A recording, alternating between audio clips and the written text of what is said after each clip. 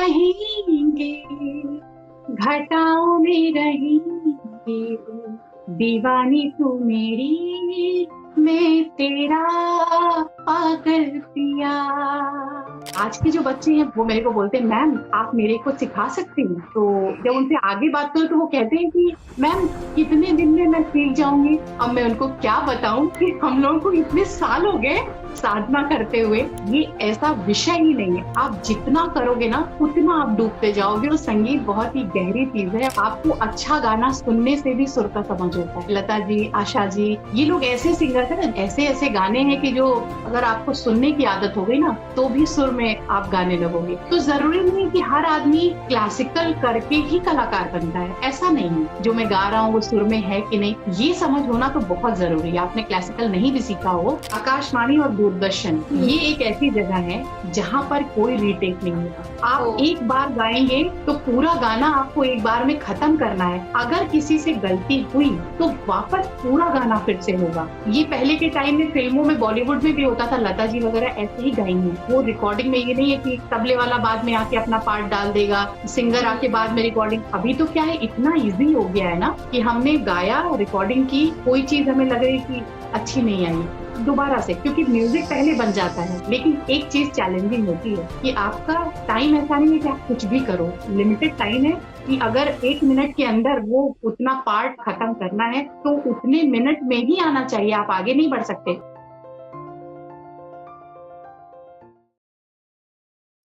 दोस्तों, आज का एपिसोड हमेशा की तरह स्पेशल होने वाला है और कुछ डिफरेंट होने वाला है, क्योंकि आज हमारे एपिसोड में संगीत है, म्यूजिक है। यस, क्योंकि आज का हमारा एपिसोड है playback singer Menka Mishra ma'am के साथ। She is a playback singer, Bollywood singer, and past so many years she is in singing, Doordarshan, radio, T Series and so many things she has work. And आज हम जानेंगे उनकी journey के बारे में। और हाँ, आज हम सुनेंगे उनसे ब्यूटीफुल सॉन्ग उनकी ब्यूटीफुल वॉइस में। तो कहीं मत जाइए, बने रहिए हमारे साथ। मैम, शुरू करते हैं आपकी जर्नी से।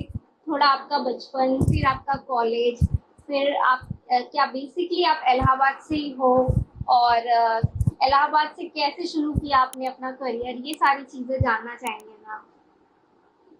बिल्कुल बिल्कुल, मैं बिल्कुल आपको ये सारी चीजें बताऊंगी।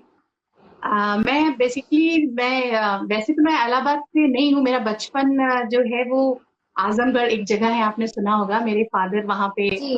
पोस्टेड थे, तो मैं वहीं पर थी और मेरा बचपन वहीं से शुरू हुआ।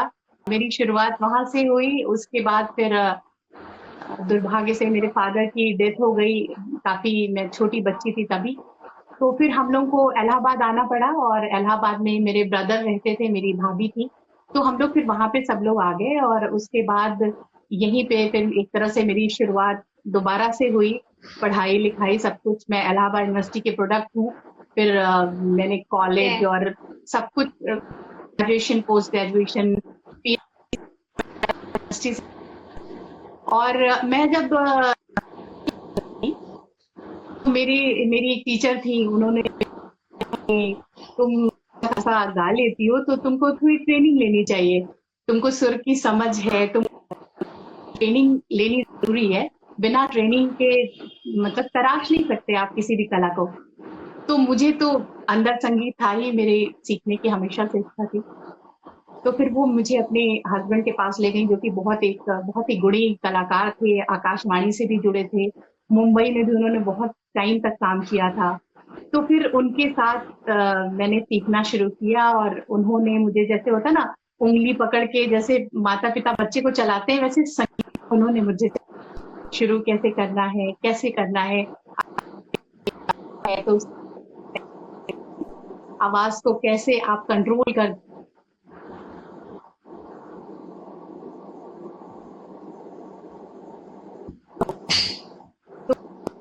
लाइट म्यूजिक में कैसे अपने आवाज को कंट्रोल करते हैं, गले को कैसे तराशना चाहिए, वो सारी चीजें फिर मुझे उनसे सीखने को मिली।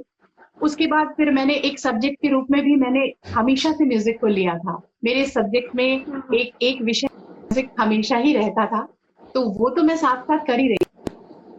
अब एक गुरु के जब अंडर से बहुत सारी ऐसी चीजें मिलती हैं जो आप स्कूल कॉलेज के एक लिमिटेड कोर्स में नहीं सीख पाते।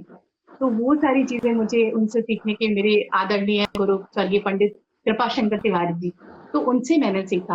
आपकी जर्नी तो काफी इंटरेस्टिंग रही मैम। तो मैम, हाँ आपने बिल्कुल। पढ़ाई के साथ साथ म्यूजिक लिया, मतलब ये एक बहुत ही डिफिकल्ट टास्क था, क्योंकि मुझे याद है कि मैं भी मतलब म्यूजिक में मुझे बचपन से इंटरेस्ट था। और अच्छा। मैंने भी मतलब सब एज अ सब्जेक्ट लिया था जब मैं 9th और 10th में थी, और मुझे लगा था कि मैं म्यूजिक में कुछ करूंगी ऐसा। पर अच्छा। मेरे घर वालों ने बोला कि पहले पढ़ लो, उसके बाद तुम्हें जो करना हो करो, ऐसा बोल के। तो बिल्कुल। उसके बाद फिर मैंने मतलब 11th 12th में साइंस स्ट्रीम ले लिया, तो म्यूजिक में पढ़ नहीं पाई। और उसके बाद बिल्कुल। ऐसे ही चलता रहा, बीएससी एमएससी। बीएससी में फिर से मैंने ट्राई किया, मैंने अच्छा। प्रयाग संगीत समिति में एडमिशन लिया कि मैं करूंगी करके। पर बहुत ही ज्यादा हैप्टिक हो जाता था, मतलब स्कूल कॉलेज कोचिंग प्रैक्टिकल्स सब करते करते। तो मैम ये मतलब म्यूजिक बहुत मतलब एक साधना कहते हैं जिसे, कि मतलब एक बिल्कुल वो साधना है, साधना बैठ है। के करना होता है। और मतलब जैसा कि आपने बोला कि उसे एज अ सब्जेक्ट पढ़ना और उसकी एकदम प्रैक्टिकलिटी जो होती है, एक पूरी रियाज और प्रैक्टिस जो होती है, वो एक बिल्कुल डिफरेंट ही है पूरा। क्योंकि जो एकदम लिटरेचर हम अलग। पढ़ते हैं उसमें ज्यादातर हाँ, लिटरेचर ही होता है जो हम आप पढ़ाई करते हैं लिटरेचर म्यूजिक की। पढ़ोगे, आप लिटरेचर पढ़ के उसके बारे में आप जान सकते हो, लेकिन ये तो प्रैक्टिकल की चीज है ना। तो जी। इसमें तो प्रैक्टिस बहुत ज्यादा। प्रैक्टिस आपको कैसे प्रैक्टिस करना है, कैसे गाना है, ये तो प्रैक्टिकल के बिना आएगा ही नहीं आपको, बिना ऐसे सीखे हुए। तो वो हम्म। स्कूल का जो एक कोर्स होता है वो एक लिमिटेड कोर्स होता है कि हाँ चलो 11th में इतनी इतनी इतनी रागे हैं, 12th में इतनी रागे हैं, बस उतना उतना करते हम्म। जाओ और आप पार लगते जाओगे। लेकिन जब आपको कलाकार बनना है, जब आपको परफॉर्म करना है, फिर तो आपको उसमें पारंगत होना होगा। आपके स्वरों का हम्म। रियाज होना चाहिए, उस पे कमांड होना चाहिए, सुरीले और बेसुरे की पहचान होनी चाहिए। आजकल क्या है पूजा, मैं आपकी जो जनरेशन है, मैं बोलना हम्म। चाहूंगी, आज के जो बच्चे हैं, बहुत सारे लोग मेरे पास भी आते हैं, तो वो मेरे को बोलते हैं मैम आप मेरे को सिखा सकती हैं। तो जब ओके। उनसे आगे बात करो तो हाँ, आगे बात करो तो वो कहते हैं कि मैम कितने दिन में मैं सीख जाऊंगी, या मैं कितने दिन में, मैं 1 महीने में मैम गाने लगूंगी। अब मैं उनको क्या बताऊं कि हम लोगों को इतने साल हो गए साधना करते हुए। ये ऐसा विषय ही नहीं है, आप जितना करोगे ना उतना आप डूबते जाओगे, और आपको लगेगा कि मुझे तो कुछ आता ही नहीं है, अभी तो बस सागर की एक बूंद के हम्म। बराबर ही मुझे पता है, पूरा सागर महासागर पड़ा हुआ है। तो संगीत बहुत ही गहरी चीज है, और रियाज, तपस्या और उसके प्रति समर्पण, ईमानदारी, ये सब बहुत जरूरी है सच्चे सुर लगाने के लिए। बाकी गा तो सभी रहे हैं, राइट। बाथरूम सिंगर भी होते हैं लोग। हाँ, वो तो है मैम। तो वही मैम मैंने बोला कि बहुत ज्यादा रियाज करना पड़ता है, और शायद समय का भी ध्यान रखना पड़ता है कि मतलब बहुत सारी राग ऐसी होती है जो पर्टिकुलर एकदम भोर में, एकदम जो 5 बजे या उससे हाँ। पहले का जो होता है उस टाइम पे गाए। शायद राग यमन है क्या, मुझे याद नहीं है, कभी तो नहीं पढ़ा था मैंने। देखिए, बहुत हाँ सुबह जो गाया भैर जाता है जो। बहुत सारे ऐसे, देखिए बहुत सारे ऐसे राग हैं जो सुबह के हैं, कुछ शाम के हैं। लेकिन क्या है कि मैं लाइट म्यूजिक की सिंगर हूँ, ठीक है। जब ओके। मैं पढ़ती थी, जब मैं ग्रेजुएशन कर रही थी, पोस्ट ग्रेजुएशन कर रही थी, उस समय तो मैंने खूब रागों को किया। लेकिन जब एक बार आप राग बैठ जाता है ना आपको, इतना इतना जानकारी, चलिए मैं तो, मेरा तो वो सब्जेक्ट रहा, मैंने तो हर चीज सीखी है। लेकिन कोई जिसका सब्जेक्ट नहीं है, जैसे आप हो, आप साइंस की स्टूडेंट हो, जी। लेकिन आपको इतना क्लासिकल आना चाहिए कि आप गा सकें कोई भी गाना, बेसिक तो आना चाहिए। तो वो चीजें जो है उसका रियाज बहुत जरूरी, जरूरी नहीं कि हम सिंगर हैं, हम गा रहे हैं तो हमको राग को गा के ही हम सिंगर बन सकते हैं, ऐसा नहीं है। लेकिन जो उसका बेसिक नॉलेज है, जो उसके बेसिक, जैसे कुछ सरगम है, अलंकार है, जो हम तरह तरह के अलंकार करते हैं, सरगम करते हैं, ये सारी चीजों का रियाज, ताकि आपका गला हर स्केल पर आप कैसे जाते हैं, कैसे होता है ना, आपको आपकी भाषा में बताऊं तो ऊपर नीचे जो हम लोग हाँ। गले को करते हैं ना, हर सप्तक का रियाज, मतलब अगर आपने म्यूजिक थोड़ा बहुत सीखा है सारे तो का वही, मप्पा हो पूरा। हाँ वो सारी चीजों को हम प्रैक्टिस करना, उस सुर को समझना और सुर में समझना। ऐसा नहीं है कि सुर को तो हम समझ गए लेकिन हम सा को रे की जगह गा रहे हैं, रे को ग की जगह गा रहे हैं, ऐसा नहीं। हम्म। तो वो चीजें जो है, ये चीजों का रियाज होना बहुत जरूरी है आज के सिंगर्स के लिए भी। मैं कहूंगी, आपको भी मैं बोलूंगी कि अगर आपको गाने का शौक है तो आप थोड़े बहुत सरगम का रियाज करिए और फिर गाइए। तो फिर मैम अब तो टाइम ही नहीं मिलता गाने का। वैसे पहले तो मैं जैसे बिल्कुल कि ऑफिस वगैरह में जब मैं अपनी कंपनी में थी तो जैसे कि मैं कुछ बना रही हूँ लैब में तो ऐसा होता ही नहीं था कि मेरे मुंह से गाना ना चले।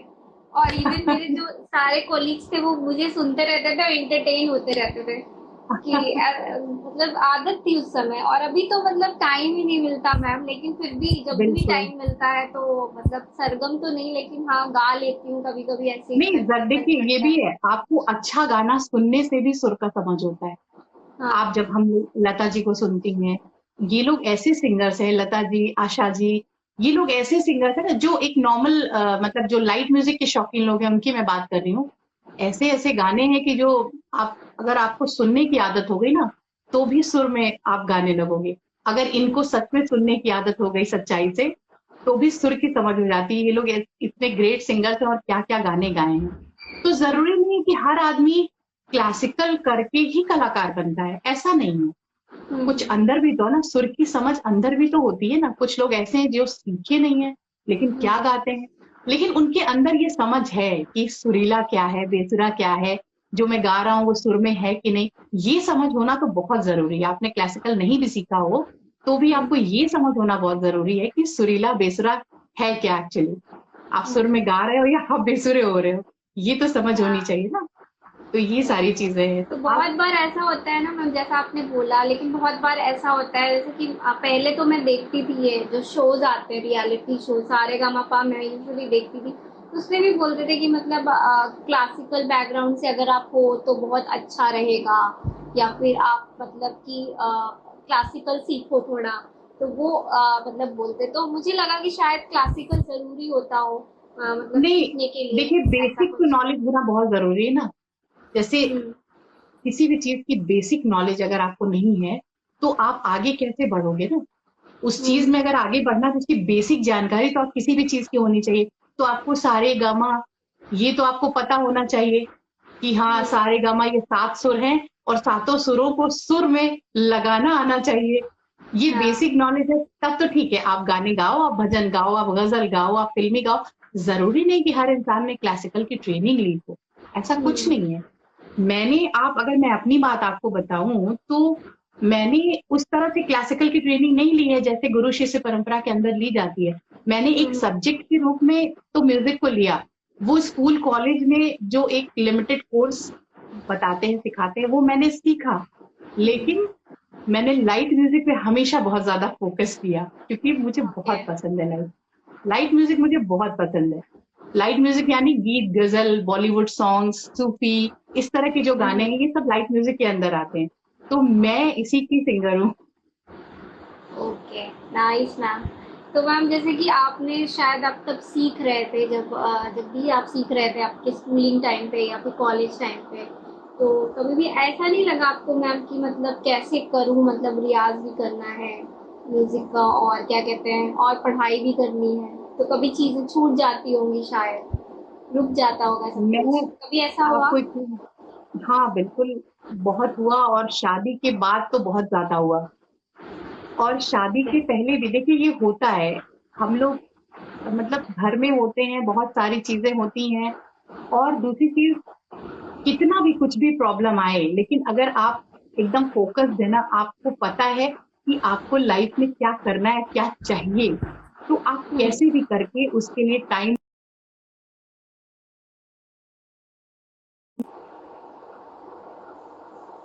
म्यूजिक लाइफ को इमेजिन ही नहीं कर सकती। तो उसके लिए मैंने हमेशा कैसे भी करके उसका दामन में पकड़े रही, उसका पैर पकड़े रहती थी कि नहीं इसको नहीं छोड़ना है। तो बस हम्म। मुश्किलें तो आती हैं, देखिए जिंदगी है, मुश्किलें आती हैं परिवार में बहुत सारी, तो आई। लेकिन ठीक है, सबको फेस करते हुए मैंने भगवान को बोल दिया, माँ सरस्वती को, कि बस आपको मैं नहीं छोड़ूंगी। कैसे भी करके मुझे बस आप आशीर्वाद देते रहिए।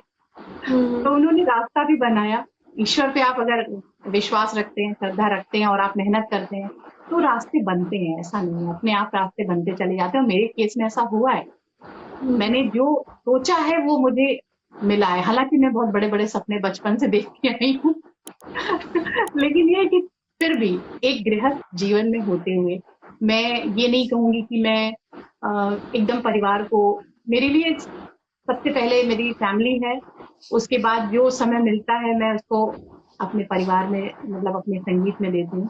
लेकिन सभी सपोर्टिव हैं, सब सपोर्ट करते हैं और ईश्वर की कृपा से होती है। लेकिन हाँ, शादी के बाद काफी दिक्कतें आई। आप ससुराल में नए नए गए हो, तो आप कैसे रियाज करने बैठ जाओगे तो ये सारी मुश्किलें तो शुरुआती दौर में बहुत आई, पर धीरे धीरे धीरे धीरे एडजस्ट हो जाता है और लोग समझ जाते हैं कि भाई गाने वाली बहू आई है, रियाज करेगी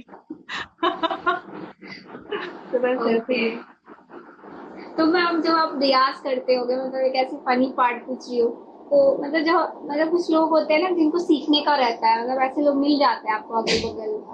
तो जब आप गाते रहे होगे तो डेफिनेटली आवाज जाती रही होगी ना बगल पड़ोसी होगी, तो कभी ऐसा हुआ कि कोई आके बोला कि मैं मतलब भाभी या जो भी बोल रहे कि हमें भी सिखा दीजिए, आप इतना अच्छा गाते हो, बहुत हमें क्यों नहीं सिखा देते? बहुत लोगों ने बोला और आज तक लोग बोलते हैं।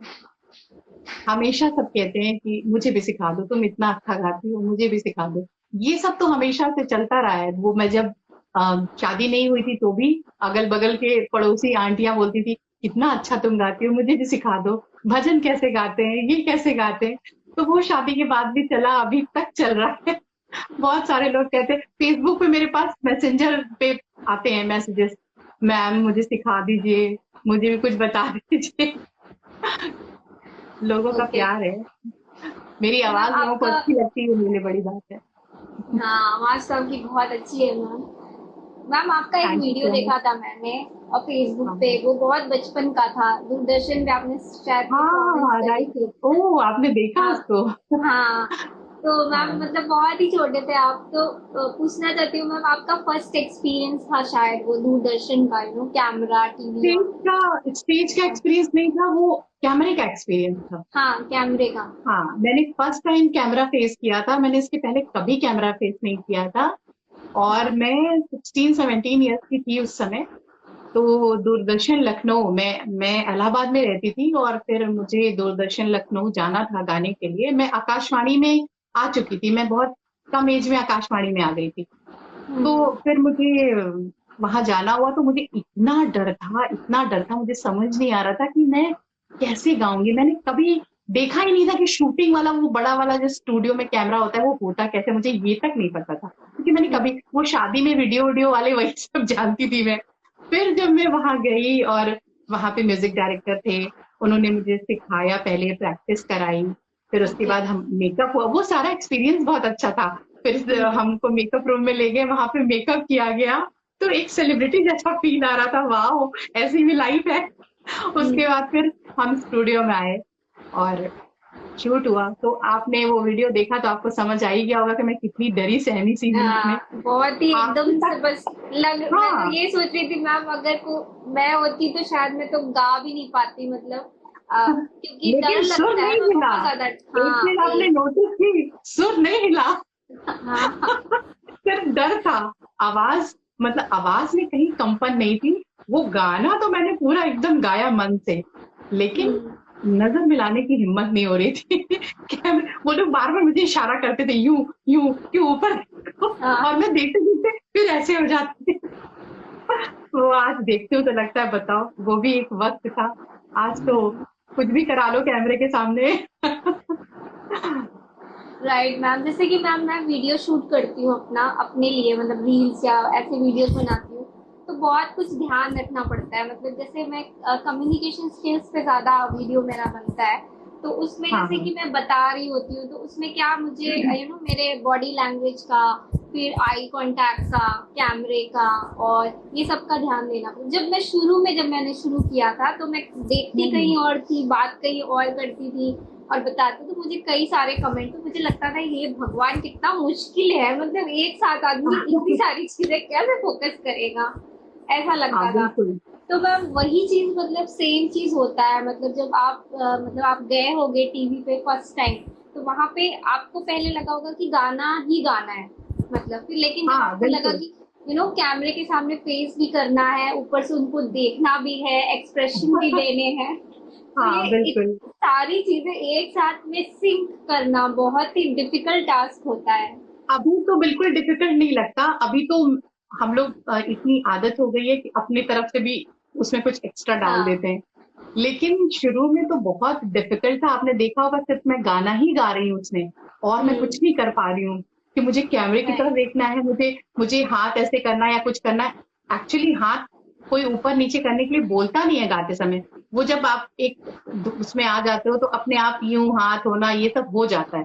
लेकिन वो शुरुआती एक दौर था, और पहली बार कैमरा फेस किया था, तो वो आपको हर पहले बार कैमरा फेस करने वाला ऐसा ही करेगा जैसा उस समय हुआ था। लेकिन अब तो ठीक है, बहुत सारी चीजों का ध्यान देना पड़ता है। आपका हाथ इधर जा रहा है उधर जा रहा है, फिर आपका कहाँ पे आपका फेस होना, आंखें आप कैसे देखिए, ये सारी चीजें शूट होता है, तो बहुत सारी चीजें चीजें होती हैं। लेकिन अब हम लोग को आइडिया हो गया है, तो अच्छे से तो मैम निकल जाती ये है। दूरदर्शन, मतलब मैंने भी कभी किया, मतलब कभी मुझे मौका नहीं मिला तो मुझे भी पता नहीं है, तो पूछ रही हूँ आपसे। तो जब आप गा रहे थे तो क्या वहां पे भी जैसे मूवीज में या सॉन्ग्स में तो शायद रीटेक्स दिए जाते हैं शायद, हाँ, और तो क्या उसमें भी होता है जब आप नहीं, परफॉर्म कर रहे थे टीवी पे? आकाशवाणी आकाशवाणी और दूरदर्शन ये हम्म। एक ऐसी जगह है जहां पर कि कोई रीटेक नहीं होता। ओ। आप एक बार गाएंगे तो पूरा गाना आपको एक बार में खत्म करना है। अगर किसी से गलती हुई तो वापस पूरा गाना फिर से होगा।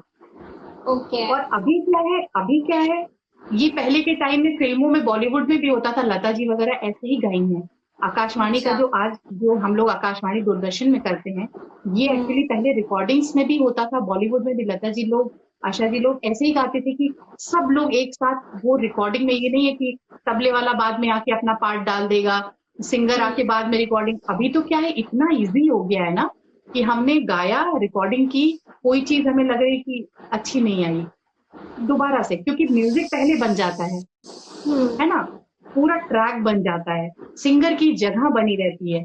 उस टाइम पीरियड में हमको वो चीज गा के देनी होती है। लेकिन एक चीज चैलेंजिंग होती है कि आपका टाइम ऐसा नहीं है कि आप कुछ भी करो, एक हम्म। लिमिटेड टाइम है कि अगर 1 मिनट के अंदर वो उतना पार्ट आपका स्टैंजा खत्म करना है तो उतने मिनट में ही आना चाहिए, आप आगे नहीं बढ़ सकते। ओके। और उसी हाँ, और उसी 1 मिनट में आपको फील भी डालना है, आपको हम्म। बहुत अच्छे से मतलब फील के साथ गाना है। भाई जो शब्द हम बोल रहे हैं वो उसको फील के साथ हमें गाना भी तो है, टाइम का भी ध्यान रखना है, रिदम का भी ध्यान रखना है, वो भी आउट ऑफ रिदम नहीं होना चाहिए, टाइम में रहिए और फील के साथ गाइए। तो ये सारी चीजें, कुछ चीजें आसान भी है और कुछ चीजों का ध्यान भी रखना पड़ता है। तो ये सारी चीजें ओके। हैं। ओके। तो मैम फिर ऐसा जब होता होगा तब तो मतलब प्रैक्टिस करने के लिए ट्रैक पहले मिल जाता होगा, राइट? तो हाँ आप पहले बिल्कुल से बिल्कुल प्रैक्टिस बिल्कुल। करते होगे फिर वहां पे फाइनल? हाँ बिल्कुल, ट्रैक हमें मिल जाता है वहीं पे। मतलब जैसे क्या है, अभी जैसे मैं टी सीरीज जाती हूँ, है ना, टी हम्म। सीरीज में जब मैं भजन के लिए मुझे बुलाया जाता है, तो जब मैं वहां जाती हूँ तो वहां पे मुझे जैसे गाना मेरे पास है, वहीं पे वो लोग, उनका ट्रैक तो मेरे पास रहता नहीं है, वो हमें हम्म। ट्रैक नहीं देते, वो वहीं पे हमें ट्रैक सुनाते हैं। तो वो अच्छा। हमें टाइम देते हैं कि आप अच्छे से प्रैक्टिस कर लो, है ना। हम्म। हमें धुन तो पता है, हम पहले से भी मेरे दिमाग में, लेकिन ट्रैक पे हमने प्रैक्टिस नहीं की है। वो हमें हम्म। पता है कि हाँ हाँ हाँ, ऐसे ऐसे ऐसे ऐसे धुन पे है और हमें गाना है। लेकिन हम्म। ट्रैक हमें वहीं पे सुनने को मिलेगा, क्योंकि टी सीरीज अपना अच्छा। ट्रैक तो देता नहीं है, ओके। वो अपने स्टूडियो में ही हमें सुनाता है, वहीं रिकॉर्ड करता है। तो वहीं पे हमें ट्रैक सुनाते हैं, उसके साथ हम 2 बार 3 बार 4 बार, जब तक हमें संतुष्टि नहीं जाती। अब तो इतना हो गया है कि 3 बार गा लिया तो फिर सीधा रिकॉर्डिंग पे चले जाते हैं। लेकिन हम्म। पहले तो थोड़ा टाइम लगता था जरूर तो ये ओके। सारे, और लेकिन ये भी है कि हमने कुछ गाया, एक लाइन हमने, हमें लगा नहीं अच्छी है, या उनको लगा नहीं अच्छी है, तो फिर से गवाएंगे, हाँ इसको फिर से अच्छा। करिए। तो अब ये सारी सुविधाएं हो गई, पहले से रिकॉर्डिंग है, ट्रैक है, वापस फिर से उसको प्ले कर दिया, फिर हमने उस पे गाया। तो ये सारी चीजें हैं। पहले तो मतलब फिर तो बहुत ही मुश्किल होता होगा, सारे इंस्ट्रूमेंट वाले भी बैठते होंगे गाते समय। बिल्कुल, पहले तो अगर एक की गलती हुई तो फिर सबको वही मेहनत दोबारा करनी है। जो हम्म। आकाशवाणी में होता है, जो दूरदर्शन में हम्म। होता है, वही चीजें पहले रिकॉर्डिंग्स में होती थी, जब फिल्मों में कि, और सोचिए आप कितने कितने म्यूजिशियंस होते थे, सितार गिटार सब कितने कितने होते थे, ढेर सारे पूरे, और उनके साथ लता जी या कोई भी सिंगर गा रही है, किसी से गलती हुई फिर से सबको शुरू से बजाना पड़ेगा। तो वो कितना टफ रहा होगा। हम लोग के लिए कितना इजी हो गया है कि नहीं अच्छा हुआ फिर से प्ले किया, फिर से गाया। मतलब ये तो नहीं रहता ना कि हम फिर से तबले वाले को कह रहे हैं या ड्रम वाले को कह रहे हैं या गिटार वाले को कह रहे हैं कि फिर से बजाओ। वो बजा के अपना करके काम चला गया है, हम बस प्ले कर रहे हैं और हम गा रहे हैं। ये चीजें तो तो मैम दोनों ये का भी ही मैंने बहुत बड़ा सुना फर्क है, मतलब आजकल जैसे टीवी शो या रियलिटी शो जो आते हैं खासकर, उसके बारे में है। ये सुना है कि मतलब वहाँ पे आजकल तो बहुत ही इजी है गाना, ऑटो ट्यूनर कुछ होता है क्या, मुझे नहीं पता, बोलते वो ट्यून कर देते हैं, वॉइस को सेट कर देते हैं, आपका मैच हो बिल्कुल, जाता है, उनका ऐसे भी होता बिल्कुल है। सही सुना है, बिल्कुल सही ओके। सुना है। ऐसे ही सुना, जाने कितने बेसुरे सिंगर गा रहे हैं, बट उनको जब लाइव गाना होता है ना तो उनकी पोल खुल जाती है। आप ट्यून करके कोई चीज करोगे, जैसे अगर आपने गाया और बेसुरा हो गया, तो वो ट्यून करवा देंगे, हाँ ट्यून कर देंगे, ट्यून करके वो सुर में आ जाएगा, है ना। लेकिन जब लाइव परफॉर्म करोगे या कैसे भी अगर मंच पे गाओगे, तो फिर क्या करोगे, वहां तो ट्यून होता नहीं, तो वहां आपकी पोल खुल जाएगी। तो हाँ, बहुत सारे ऐसे सिंगर हैं जो भाई रिकॉर्डिंग में ये सब करते हैं और वाहवाही लूटते हैं, ओके। लेकिन असलियत तो वो भी जानते हैं। हाँ, असलियत क्योंकि तो वो भी किसी जानते से हैं। तो ऐसे एक सिंगर है, उन्हीं से बात हो रही थी मैम, तो मैंने ऐसे बोला कि कभी मुझे मौका मिला तो एक गाना तो मैं अपना मतलब खुद का एल्बम बनाऊंगी और गाऊंगी। तो उन्होंने बोला कि मैम इतने साल क्यों वेट करना है, आप अभी भी कर सकते हो। मैंने कहा नहीं, मुझे प्रैक्टिस करनी पड़ेगी ना, मैंने इतने दिनों से कुछ प्रैक्टिस, एक गाना कम से कम मतलब 6-7 महीने अच्छे से प्रैक्टिस कर लूं, म्यूजिक के साथ कर लूं, उसके बाद कहें कि उसकी जरूरत नहीं है, ऑटो ट्यूनर नहीं, आता है अब उसकी आजकल। जरूरत नहीं है, अब तो उसकी जरूरत मैंने नहीं, कहा जैसे कि ट्रैक हाँ। बन गया। हाँ, हाँ, तो उन्होंने बोला कि वो आता है, तो मैंने कहा उससे क्या फर्क पड़ेगा, तो बोले कि उससे सब ट्यून हो जाता है। तो फिर मैंने कहा तो फिर मेरे गाने का क्या मतलब हुआ, मतलब तो फिर तो कोई भी गा लेगा। देखिए तो बोले सच्चे कि कलाकार को संतुष्टि नहीं होती है। हाँ। अगर अगर मुझे कोई गाना गाना हो और मैं ऐसे वैसे गा के चली आऊं और मैं कह दूं कि भैया इसको ट्यून कर लेना, इसको सुरीला बना देना, तो लानत है मेरे सीखने पर और मेरे प्रैक्टिस पर, मेरे इतने दिन की साधना पर। कोई मतलब राइट। नहीं ना। गायक मतलब कि आपको गायकी आनी चाहिए। हाँ, थोड़ा बहुत तो देखिए बड़े बड़े सिंगर्स का भी होता है, वो इसलिए क्योंकि सारा हिसाब किताब इलेक्ट्रॉनिक हिसाब किताब होता है, तो वॉइस को उसके अकॉर्डिंग वो मिक्सिंग होना, मास्टरिंग होना, वो सारी चीजें सबके साथ होती है, वो तो जरूरी है, वो तो होंगी। लेकिन बेसुरे को सुर में करना, अब सलमान खान भी गाना गा लेते हैं, तो आप हाँ, सलमान खान को सामने सामने सुनिए, सलमान खान को, आपको पता लग जाएगा। तो वही चीजें है ना। अभी तो सभी लेकिन आप सिंगर। रिकॉर्डिंग सुनेंगी तो एकदम हाँ। सुर में रहेगा मामला। हाँ, तो ये वो चीजें तो हैं। है। वो तो है मैम, मतलब सलमान खान, प्रियंका चोपड़ा, मतलब जिसको देखो वही एक्टर्स भी नहीं, गाने। प्रियंका को आता है गाना, प्रियंका को पता गाना नहीं आता है। मैम। ओके, प्रियंका को आता गाना होगा। आता ओके। है। हम्म। तो वही मतलब एक्टर्स भी मतलब ज्यादातर अब सिंगिंग में ही मतलब वो कर रहे हैं, मतलब वर्सेटाइल हो गए हैं, मतलब सिंगिंग भी। देखिए अब परिणीति ने, आलिया ने भी कुछ गाने गाया शायद।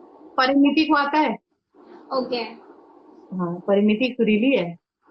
ओके। ये ओके लोग मैम, को तो सुर की नॉलेज है।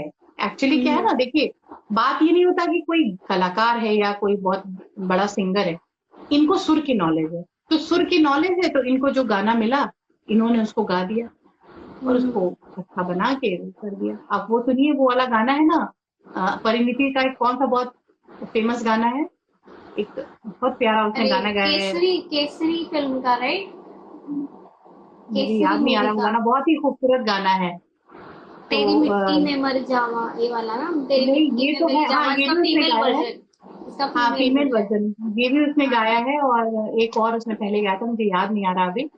तो ये सारे गाने अच्छे हैं। ये लोग कुछ कलाकार अच्छे सिंगर भी हैं, ऐसा नहीं है, कुछ एक्ट्रेस एक्टर। कपिल शर्मा को ओके। देखिए, अच्छा सिंगर है। अच्छा, वो भी सिंगर है। ओके। बहुत अच्छे सिंगर हैं, गजल, क्या गजल गाते हैं कपिल, बहुत। यही ओके सब मैम, तो गाने की बात हो रही है तो आपसे एक गाना सुनना चाहेंगे मैम। बिल्कुल, मैं आपको क्या सुनाऊं। भी मैम, आपको जो फेवरेट हो। मैं आपको अच्छा चलिए आज के समय का एक आपको कलम का सॉन्ग सुनाऊं, हवाओं सुनाइए। में बहेंगे। सुना, सुनाइए ये तो सुना ही होगा आपने। मैम, बहुत दिनों से गाना नहीं सुना, लेकिन आप सुनाइए मैम। आपकी जो आवाज बहुत अच्छी है मैम, कुछ भी सुनाओगे अच्छा लगेगा। हवाओं में बहेंगे, घटाओं में रहेंगे, दीवानी तू मेरी, मैं तेरा पागल पिया। जो तेरे ना हुए तो किसी के ना रहेंगे, तू बरखा मेरी, मैं तेरा बादल पिया। हजारों में किसी को तकदीर ऐसी मिली है, एक रांझा और हीर जैसी। न जाने ये जमाना क्यों चाहे रे मिटाना, कलंक नहीं इश्क है काजल पिया, कलंक नहीं इश्क है काजल पिया। वाह मैम, बहुत अच्छा कलंक था। फिल्म का गाना है। हाँ सुना है मैंने, थैंक लास्ट यू। लाइन याद है मुझे, लास्ट लाइन। याद है ना। बस ऐसे ही कुछ दिन भर गुनगुनाना चलता रहता है मेरा, तो काम के साथ भी कुछ कुछ हाँ कुछ तो कुछ। मैम आप हाँ करते होगे ना मैम, तो घर वाले सब हाँ, एंटरटेन हो जाते होंगे। एंटरटेन नहीं हो जाते, मेरे बच्चे परेशान हो जाते हैं। अच्छा। मेरे बच्चे परेशान हो जाते हैं, वो कहते हैं बस करो कितना गाओगी। जैसे ही शुरू करते कहते बस बस माँ कितना गाओगी, अब पक गया हूँ गाना सुन सुन के। तो मैम आप बोलते होगे कि तुम्हें गाना सुनने की जरूरत नहीं है ना, स्टीरियो और ये सब गाने की जरूरत नहीं, स्पॉटिफाई और सबके। नहीं, उन लोगों को जिस टाइप का मैं गाना गाती हूँ वैसे गाने वो लोग सुनते नहीं, वो लोग इंग्लिश गाने सुनते हैं। ओके। उनका टेस्ट अलग है। हाँ, उनका टेस्ट ओके। अलग है।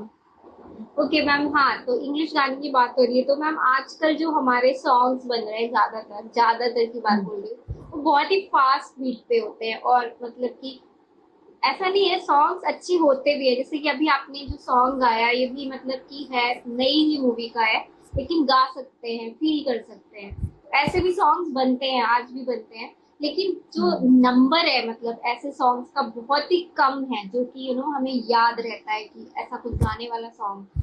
तो मैम उसके बारे में क्या, मतलब आजकल का जो म्यूजिक है, म्यूजिक ना होकर के शोर हो गया है, मतलब इवन बिल्कुल। अब अगर आप आज भी मतलब जैसे आपने बोला लता मंगेशकर या किशोर कुमार के गाने कितने पुराने हैं, मतलब पता नहीं कितनी सदी पुराने हैं, मतलब लेकिन आज पुराने भी हैं। उनको सुनो और तो हाँ, मतलब एकदम से अच्छा फील होता है, मतलब। बिल्कुल। लेकिन ये ऐसी तरह 90s के जो सॉन्ग है, जैसे उदित नारायण, कुमार सानू, नहीं, इनका जो हो 90s के एरा सॉन्ग था, का तो हाँ वो भी हमारे एकदम वक्त का अलग ही है। सॉन्ग है वो। हाँ, मैं तो बच्ची थी मैम उस समय, लेकिन मुझे बहुत पसंद है आशिकी गाने, जो आशिकी फर्स्ट मूवी थी बहुत। उसके सारे गाने मुझे पसंद हैं।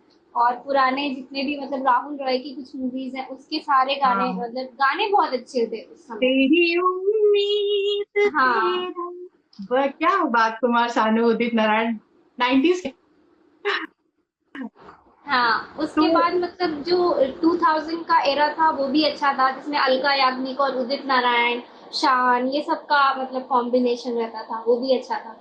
उसके बाद जब हम बड़े हुए, उसके बाद अभी का जो एरा है पता नहीं, मतलब जब तक मैं बैचलर में थी तब भी सब कुछ अच्छा था, लेकिन जब से मतलब मास्टर्स करने के बाद से मैं पूरा सॉन्ग का ना एकदम इतनी तेज हो गया सॉन्ग की, समझ ही नहीं आता कि क्या इसके बारे में क्या मतलब आप कहना चाहोगे मैम कि मतलब, और बिल्कुल ज्यादातर मैं, सॉन्ग्स कॉपी रहते हैं, मतलब पुराने जो सॉन्ग्स है ना हाँ, उन्हीं को उठाया, उन्हीं को रिमिक्स किया और उन्हीं को मतलब उठाया। चला दिया।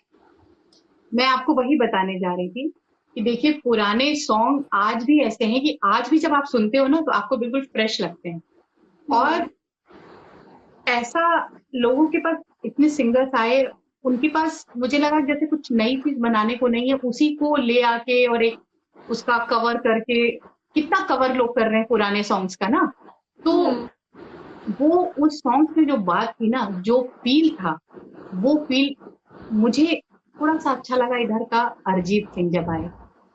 जब अरिजीत सिंह आए तो मतलब एक गाने का एक पूरा पूरा जैसे मूड ही एक बॉलीवुड का बदल गया। एक वो वाला फील से गाना गाया सुनो ना आपने। संगमरमर, हाँ इतना फील, मतलब जो फील गायब हो गई थी बीच में, सिर्फ एकदम रिदम ऊट पटांग से गाने, वो एकदम से खत्म हो गए, एकदम फील आ गई गाने में। हर गाने को जैसे लगता था वो दिल से महसूस करके गा रहा है।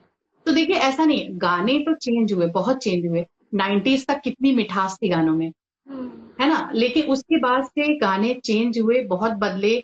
म्यूजिक इतना फास्ट आ गया, इतना शोर शराबा आ गया, चाहे वो फिल्म के गाने हो या मंच पे परफॉर्म करने की बात हो, हर जगह धड़धड़ धड़धड़ धड़धड़ धड़धड़, यही सारी चीजें, इस तरह की चीजें आ गई। तो वो मिठास, वो फील, वो खूबसूरती, वो सारी चीजें तो खत्म होती गई। लेकिन मैं फिर भी ये कहूंगी कि अभी भी कुछ ये दोनों तरह का मिला जुला मैं देखती हूँ।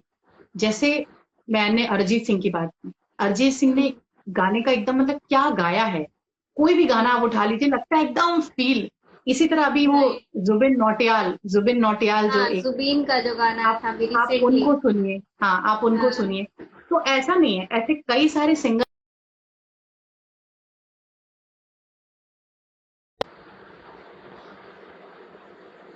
तो मिला जुला है। मैं कहूंगी कि पूरी तरह से मैं इसको गलत नहीं कह सकती कि सिर्फ शोर शराबा ही है। इस समय गानों का एक नया स्टाइल, एक नया रूप आया है जिसमें मिठास भी है और शोर भी है। दोनों है। तो मैम अरिजीत का जो सॉन्ग है एक रामलीला मूवी का है, लाल इश्क, शायद आपने सुना हो, ये लाल इश्क ये मलाल इश्क। हाँ सुना ये है। आप, ये गाना भी बहुत ही अच्छा है। मैं तो जब भी सुनती हूँ मतलब ऐसा लगता है पता नहीं कौन सी दुनिया में पहुंच गई। बहुत सुकून मिलता है ये सॉन्ग बहुत बिल्कुल। अच्छा है। मैं अगर अपनी बात करूँ ना तो मुझे पुराने गाने और 90s के गाने बहुत पसंद आते हैं, या कहो 90s का दौर मेरा था। तो इसलिए ये कह सकते हैं, लेकिन पता नहीं वो गाने आज भी दिल को छूते हैं। अभी भी जब कोई टीवी पे शो आता है, आप देखिए वो इंडियन आइडल आता है, या फिर वो बच्चों का जो डांस वाला आ रहा है, उसपे जब वो 90s के सॉन्ग्स को ले आए या फिर पुराने सॉन्ग्स को, एकदम माहौल बन जाता है। तो पसंद की बात है। देखिए आज के जनरेशन जो है ना, उनको जैसा जैसी जनरेशन आई, जैसी उनकी लाइकिंग हुई, उस तरीके से गाने बनते चले गए। लेकिन भाई पुराने गानों को तो कोई बीट नहीं कर सकता। ये तो बिल्कुल सही बात है। वो तो है। तो मैम आपने सोशल इशू पे भी कुछ सॉन्ग्स गाए हैं, वो और तो मैं उसके चाह रही बारे थी में कि कुछ बताइए। आप इस मुद्दे पे आए जो मैंने काम किया है अभी तक।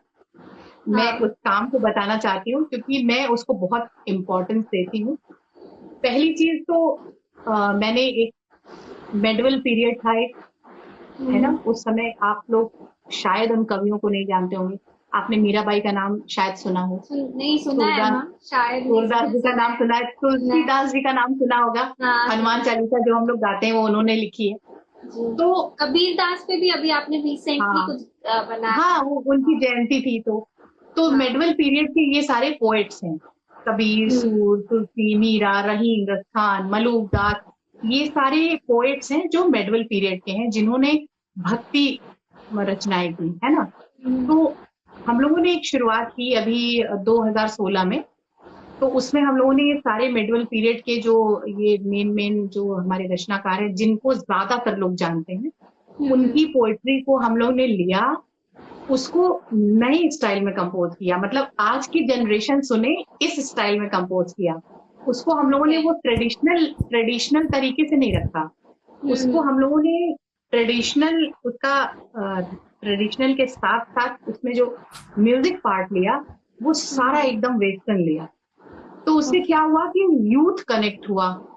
तो हम लोगों ने उसको परफॉर्म किया। तो ये एक चीज थी कि हम उस पुरानी चीज को आज के यूथ को भी हम बता रहे हैं। उनको भी उन गानों से पता लगा, अच्छा ये कबीर जी का है, ये कबीरदास जी थे जो मेडवल पीरियड में थे, मीराबाई थी। ये सारी चीजें आज की जनरेशन को पता लगी क्योंकि हमने उनकी पोइट्री को गाया, एक नए स्टाइल में गाया। अगर हम उसी स्टाइल में गा देते वैसे वैसे ही, तो वो बोर होके भाग जाते सारी ऑडियंस।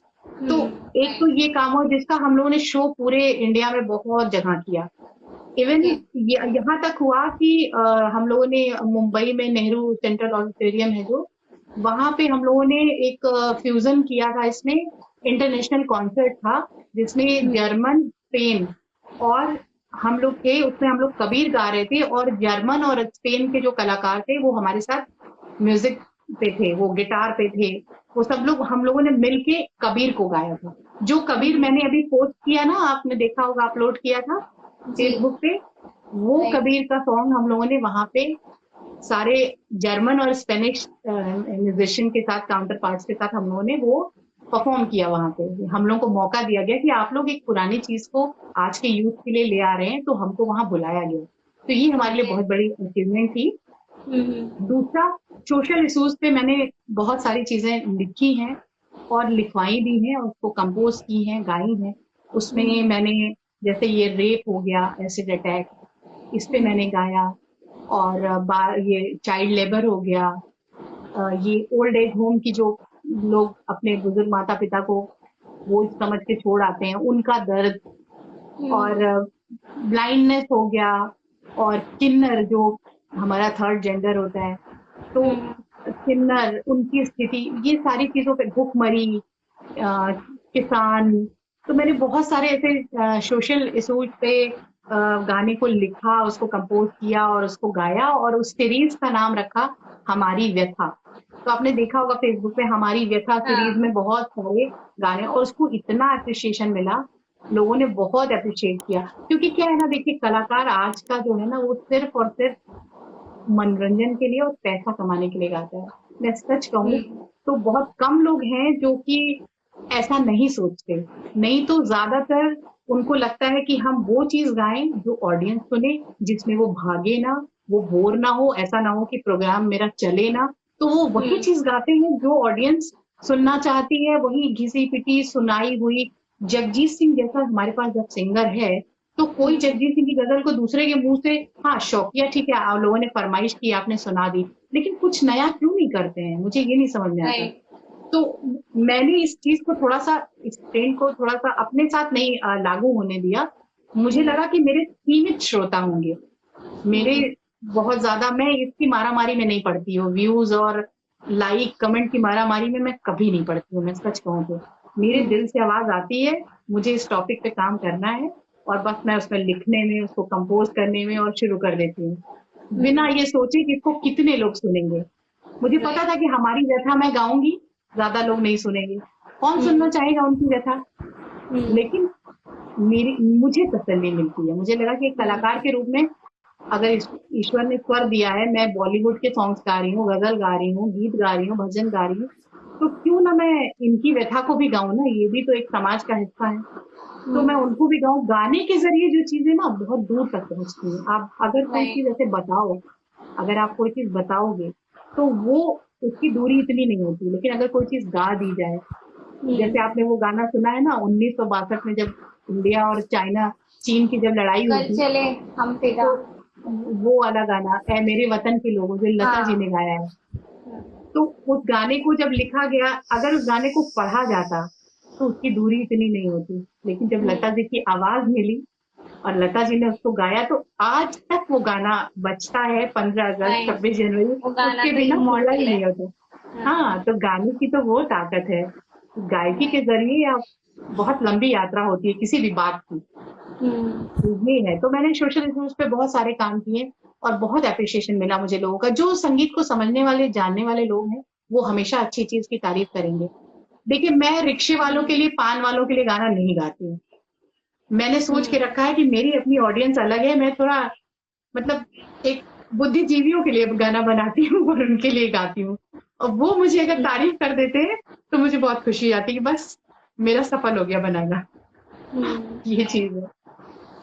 ओके। तो मैम, हम कबीर दास और मीराबाई की बात कर रहे थे, तो मैम कबीर का अभी रिसेंटली वैसे सुना था मैंने, हमारी ऑडियंस को सुनाना चाहेंगे मैम, उसकी कुछ लाइनें अगर आप सुना हाँ, सकें तो। बिल्कुल बिल्कुल बिल्कुल। उनका एक 2 लाइन का दोहा है, मैं वो दोहा गाती हूँ। ये बहुत फेमस दोहा है, सबको पता होगा। चलती चक्की देख के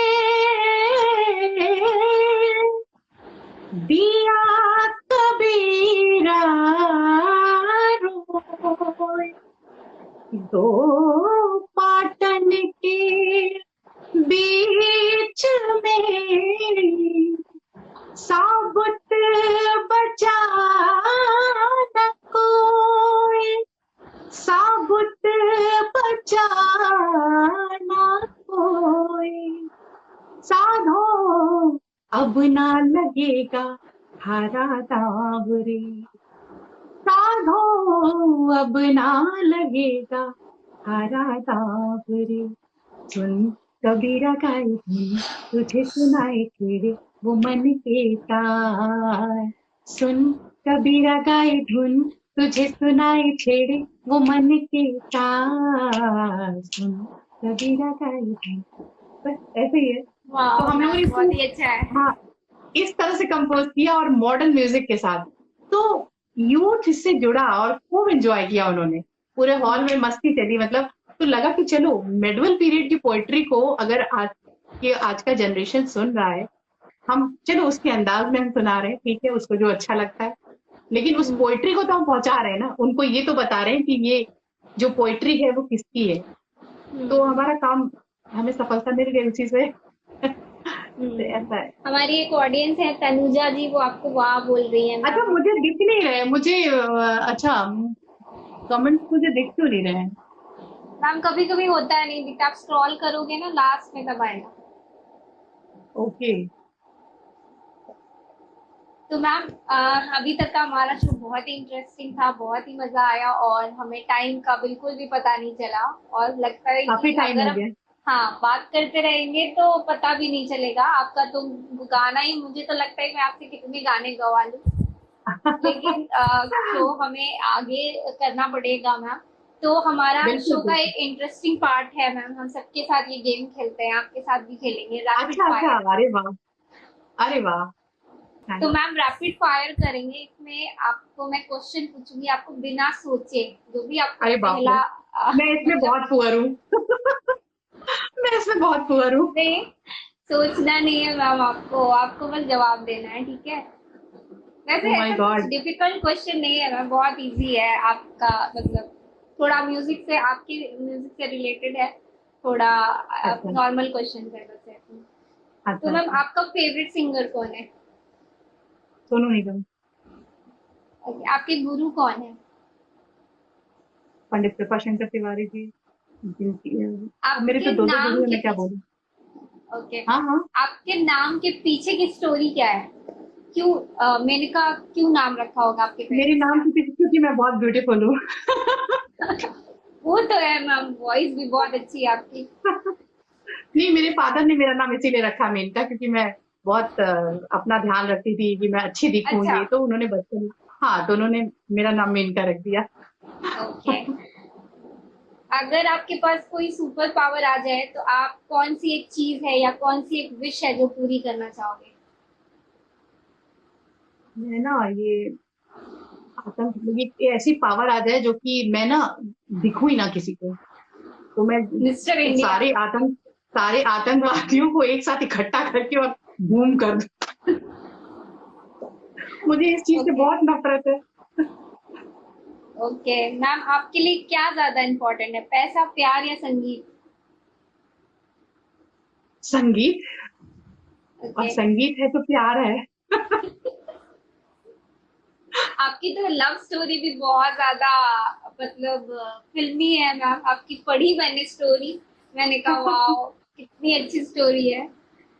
कोई एक चीज मुझे जो, संगीत संगीत से इसीलिए प्यार है क्योंकि संगीत के जरिए ही मेरी शादी हुई है और संगीत के जरिए मेरे हाँ हस्बैंड ने मुझे पसंद किया है। तो संगीत है तो प्यार है, तभी तो मैंने बोला। हाँ, इसीलिए तो मैंने बताया ना मैम। नहीं, मुझे पता है आपने मेरे बारे में कुछ तो पता किया ही होगा। कोई एक चीज जो आपके वॉलेट में रहती हो पैसों के अलावा? पैसों के अलावा जल्दी से बोलना है ना। ना सोचना नहीं है। लौंग लौंग। गले के ओके, लिए हमेशा मैं थोड़ी सी लौंग अपने पर्स में रखती हूँ। ओके, लास्ट क्वेश्चन बाकी तो मैम, बहुत सारी चीजें हैं। आप क्या चाहोगे कि दुनिया आपको किस लिए याद रखे? मुझे अच्छा अच्छा काम करने के लिए दुनिया याद रखे। मैं ये नहीं चाहती हूँ कि एक अच्छे सिंगर के रूप में, जो कि समाज के लिए अच्छा सोचती है, जो कि अपनी अपनी गायकी से समाज को कुछ देना चाहती है, इस तरह से मुझे याद रखे, क्योंकि सिंगर्स तो बहुत हैं। जी। ओके मैम, तो बहुत ही मजा आया मैम आपसे बात करके। अब पहली बार मैं थैंक आपसे ऐसे यू। फेस टू फेस बात कर रही हूँ, मुझे भी बहुत अच्छा टाइम का लगा पता ही पूजा। नहीं चला मुझे। हाँ, मुझे भी और बहुत अच्छा लगा पूजा, और अभी हम लोग अगर बातें करें ना, तो 1 घंटा और बीत जाएगा हाँ, वो क्योंकि तो इतनी है, बातें होती हैं। लेकिन यही है, टाइम की तो बात वो है। तो है ma'am. Thank you so much ma'am, आप फिर से आए, आप आपने अपना टाइम दिया हमें और गाना सुनाया मैम। लेकिन गाना अभी रह गया है, हम फिर से आपको जरूर बुलाएंगे। आप और यूट्यूब पे सुनते रहिए, फिर हम वापस आएंगे तो फिर सुनाएंगे लाइव भी। हाँ, ठीक है ma'am, thank you so much ma'am. So दोस्तों, कैसा लगा आपको हमारा आज का म्यूजिकल एपिसोड? आई होप पसंद आया होगा, आपने बहुत म्यूजिक एंजॉय किया होगा। और अगर आपको इस तरह के एपिसोड, म्यूजिकल एपिसोड पसंद है तो do let me know in the comment box, so I will call singers, composers, musicians also on my show. So do let me know, comment करिए हमारे बॉक्स में कि आपको म्यूजिकल एपिसोड्स भी देखने हैं, तो मैं आर्टिस्ट भी लेके आऊंगी अपने शो में। And keep watching.